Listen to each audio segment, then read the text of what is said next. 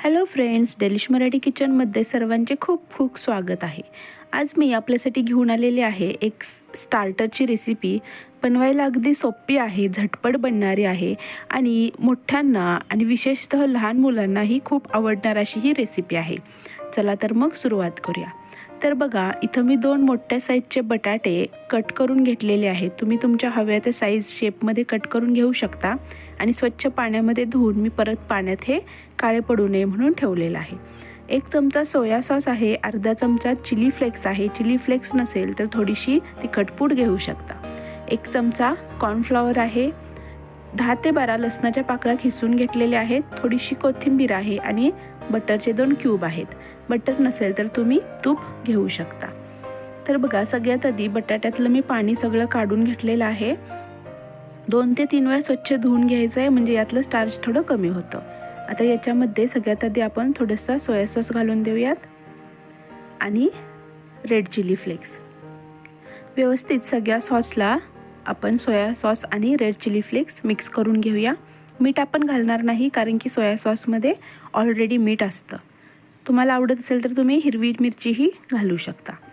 बघा, व्यवस्थित soya sauce सगळीकडे लागलेला आहे। आता आपण याच्यामध्ये 1 चमचा कॉर्नफ्लॉवर घालून देऊयात। याने आपले जे बटाट्याचे तुकडे आहेत ते थोडेसे क्रिस्पी होतील। बघा, व्यवस्थित कॉर्नफ्लॉवर मीही लावून घेतलेला आहे।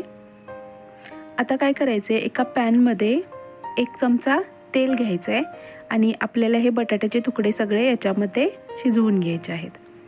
बघा, व्यवस्थित सगळीकडे सोया सॉस आपण बटाट्याला लावून घेतलेला आहे आणि एकदम गरम तेलामध्ये आपण हे बटाट्याचे पीसेस घालून देऊयात। व्यवस्थित तेलामध्ये हे पीस सगळे कोट करायचे आहेत आणि मीडियम हाय फ्लेमवर आपल्याला हे करायचं आहे, म्हणजे छान क्रिस्पी असे हे पीसेस होऊन जातील। आता आपल्याला हे बटाट्याचे पीस शिजवून घ्यायचे आहेत। तर बघा, 1-2 मिनिटासाठी आपण हे झाकून देणार आहोत। का 5 मिनिटं आपण हे व्यवस्थित झाकून शिजवून घेतलेलं आहे।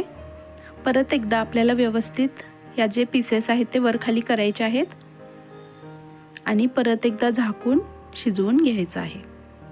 बघा, आत्ताच कलर एकदम सुंदर आलेला आहे, पण अजून बटाटा कच्चा आहे, त्यामुळे परत एकदा झाकून आपण हे शिजवून घेऊयात।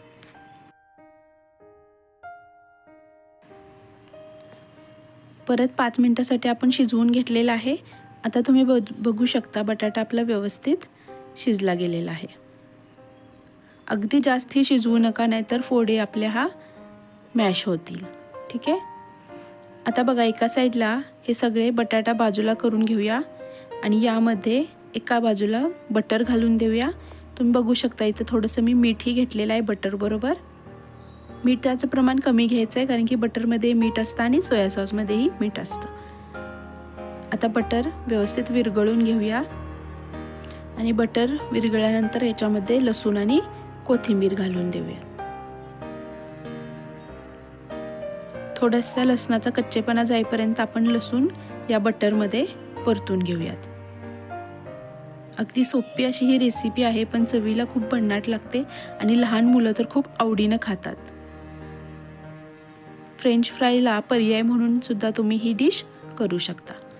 आता सगळा बटाटा आपण लसणामध्ये परतून घेऊया। व्यवस्थित हाय फ्लेमवर आपल्याला हे परतून घ्यायचं आहे। तुम्ही लहान मुलांना स्कूलमध्ये सुद्धा हे टिफिनमध्ये देऊ शकता। बनवायला सोपं आहे आणि चवीलाही खूप मस्त लागते।